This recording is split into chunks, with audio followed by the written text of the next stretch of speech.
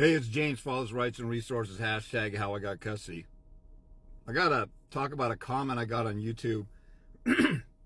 As you guys have seen and probably know, I don't really like it when people come on and say ignorant stuff or ask lazy questions that are rooted in, I can usually tell if somebody's asking a question because they don't want to look it up themselves, or they're trying to get a free consult in the comments, and they don't have the common sense that God gave a monkey to take advantage of or recognize, you know what, I actually need an appointment. I can't win on the answer to a quickie question. And there really are no quickie questions for the most part with this, unless it's somebody who got a consult with me and they're saying, what did you say about that one point? And there might be like, how did you spell the word intransigent, or some, a little tidbit.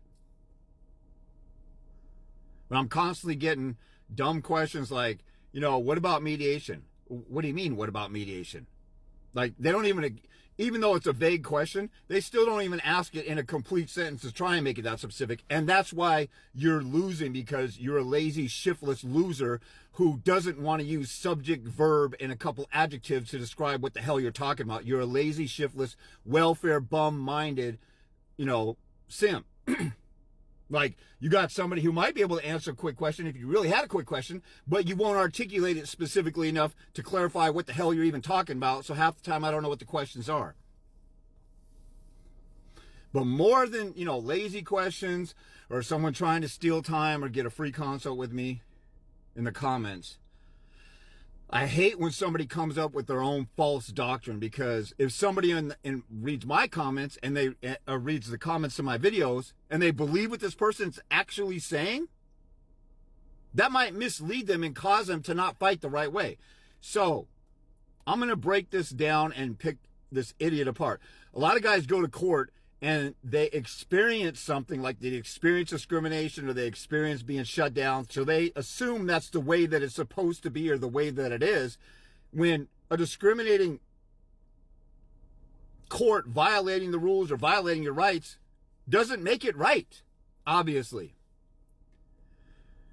So this guy on my YouTube, and I'll do a screenshot. Let me do one now in case he sees this soon and he wants to chicken out and blank it out. But this guy, I was talking about constitutional rights and wanting a GAL and going to mediation. This guy says that you don't have, this guy's name is Ken Zaraki, and he's on my video, why do you want a GAL or mediation? Always ask why. This guy says that you do not have a constitutional right in family court. It's a civil matter, and Constitution protects you from government, not your ex-wife. This is why this guy's an utter nimrod and a numbskull and a complete airheaded buffoon. He's making up his own conclusions and he doesn't think that hard. Yeah, civil court is civil court. But if you went to civil court and they said, you know what, I don't like the way you look, I'm going to throw you in jail, it doesn't matter that you're in civil court. They're violating your constitutional rights. The fact that you're in civil court doesn't mean all your constitutional rights are out the window. Now, a lot of times they're not dealing with constitutional rights in civil court if you're suing a doctor for malpractice, but here's the reality of it. Troxel versus Granville and several other Supreme Court cases say if you have a constitutional right to the care and custody of your kids without government interference, and they say that we assume that a fit parent acts in the child's best interest. And the whole foundation of the court system is unconstitutional, because they can't come in and say, hey, when you're married, you do the dishes, you pay the water bill, you pay your own Victoria's Secrets bill, you get to drive that car and you get to drive that car. They're coming in and interfering with your domestic family life. Now, when you break up, they really don't have the authority to do that. You had a failed relationship. That's a civil matter. The government should not get involved in that, except there's a money-making scheme with that. I just watching Malibu Dallas. He was talking about, he's proven that the CPS courts and the family courts are for-profit corporations, and there's an argument to that. I don't know all about that stuff. Sounds good to me. I don't pretend to know something that I don't know, like this Ken Zaraki, ballless, penisless weirdo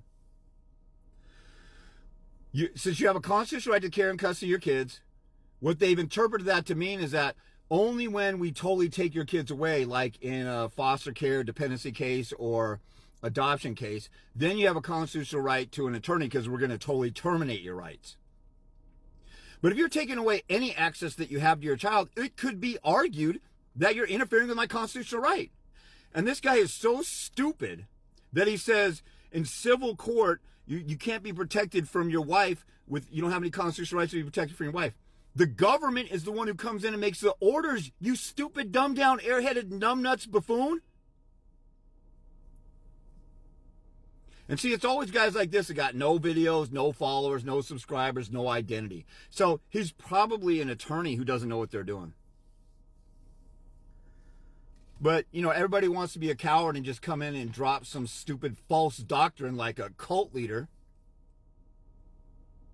and make up some bullcrap, and they think that they're smart because it sounds on the surface like what they're saying sounds legit. But if you just think for 2 seconds, like everybody should, and I teach them to think, like, why do you say that? Where do you get that from? Then you can tear this specious bullshit apart. Specious is a great word for you to know, like species, but IOUS, okay? So if the government is making an order that you have to leave your house and hand it over to somebody else, they're taking your property. You have a constitutional right to life, liberty, and property, and nobody can take away your life, liberty, and property without due process. So there's a constitutional right there because they're trying to take your money away from you and saying, go give it to this person that you're not associated with because you're divorced, or you're not with because you never married this person. We're going to steal it from you and give it to this person. You have to hand over your house or your property or your retirement that you worked so hard for. You might have to liquidate your businesses in order to pay these attorney fees. The government is coming in and ordering that your money be taken from you. And then if it's child support, they can fine you in contempt for violating a child support order and throw you in jail. And the founding fathers have said no debts should be criminalized. So we have 2 unconstitutional debts that are criminalized. Notice, you can't go to jail if you don't pay your Verizon bill or you don't pay your mortgage. They'll just seize the home because the bank owns the home. You're borrowing money from it. They bought it for you, and you're in a contract with them to pay them off. Then you can own it, okay? If you don't pay, if you default on your student loan, your Victoria's Secrets bill, your credit card, they'll repossess your car, but you can't go to jail. They have bamboozled the world into believing it's okay to throw you in jail if you're behind on child support or if you don't pay your taxes. And there's no law that requires you to pay an income tax. It actually was deemed unconstitutional in the Constitution. So that being said, this guy says you don't have any constitutional rights in civil court. You don't have a constitutional right against your wife. He's a stupid retard because the government is the one who makes the order. You're dealing with the government. And if she goes to the government, she's the petitioner in a divorce, like 70% of women are, or 70% of divorces are, then she's asking the court to order that be taken away. She's asking the government to come in and take your stuff away. How is that not the government being involved? How can you be that stupid? Ken Zaraki? Friggin' retarded, dumbass, airheaded piece of shit. And then he says $1,000 for mediation is cheaper than 1 year of attorney fees. Yeah, no shit, but I'm talking about mediation, how it's a scam. And most people get bullied into mediation with that line of thinking. So this guy must be an attorney or a retired judge or some kind of subhuman, demonic, sociopath, narcissist, subhuman piece of crap like that. All these people are a bunch of weirdos that are out of touch with reality.